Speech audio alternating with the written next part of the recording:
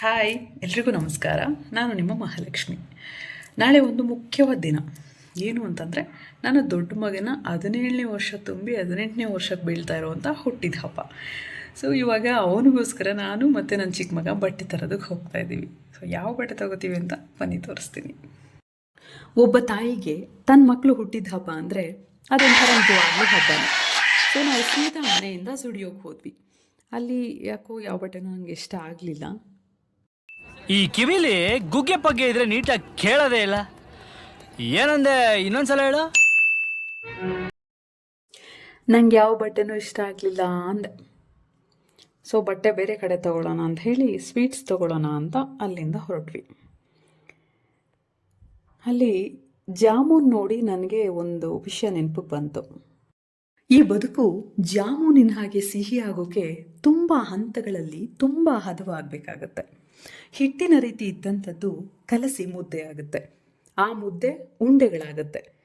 ನಂತರ ಪ್ರತಿ ಉಂಡೆನೂ ಕೂಡ ಮಂದ ಉರಿಯಲ್ಲಿ ಬೆಂದು ಆಮೇಲೆ ಸಿಹಿಯಾದ ಜಾಮೂನು ಸಿದ್ಧವಾಗುತ್ತೆ. ಅಂದರೆ ಬದುಕಲ್ಲಿ ನಾವು ಹಾಗೆ ಹಂತ ಹಂತವಾಗಿ ಬೇಯಬೇಕಾಗತ್ತೆ. ನಂತರನೇ ಈ ಬದುಕು ಎಲ್ಲವೂ ಸಿಹಿಯಾಗೋದು ಅಂತ ನನಗೆ ಜಾಮೂನ್ ನೋಡಿ ಅನ್ನಿಸ್ತು. ಹಾಗೆ ನಾನು ಅಲ್ಲಿ ಇನ್ನೊಂದು ವಿಷಯನ ಕಂಡೆ. ಸಿಹಿ ಮತ್ತು ಖಾರ ಎರಡೂ ಒಂದೇ ಜಾಗದಲ್ಲಿರುತ್ತೆ.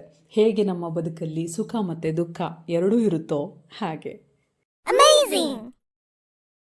ಈಗ ಗಂಟೆ 12 ಆಯಿತು. ಬನ್ನಿ ಅವನ್ನ ಎದ್ದೇಳ್ಸೋಣ. Nitin Nitin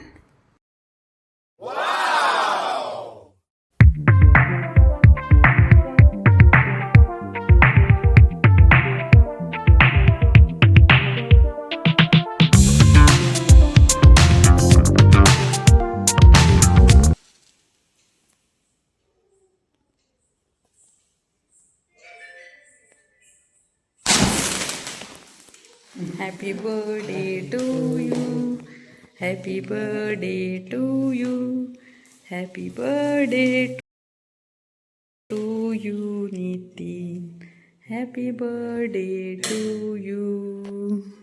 Thank you.